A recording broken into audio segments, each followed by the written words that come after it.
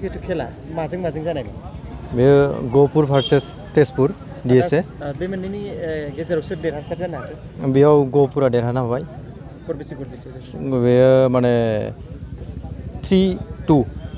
3-2 आव ओमफ्राय आरो गाबोननि जानो गोनाङा माने धेमाजि माने लकेल टीम आरो ओमफ्राय लंखिपुर भार्सेस आरो बे खेलनि गुबै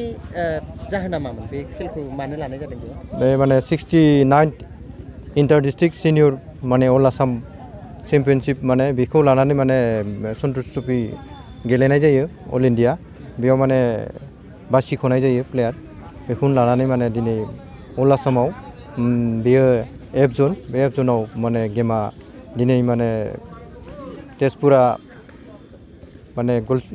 गलथामाव जेनदों ओमफ्राय गहपुरा गलथाम गलनैयाव देरहानो हादों ओमफ्राय जाय खेलाव जोङो बे खेला बेयो बे फाइनालसिम मोनहैनो मोना बेबायदि खेला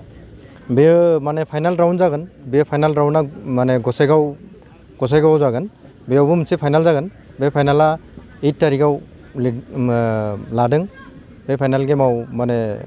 बे देरहालांनाय टीमफोराव माने जाय सहैनो हायो बेनो फाइनाल गेलेनो हागोन ओमफ्राय फाइनाल जन मोनसे दङ बे फाइनाल ज'ना गसाइगावआव जागोन फाइनाल जन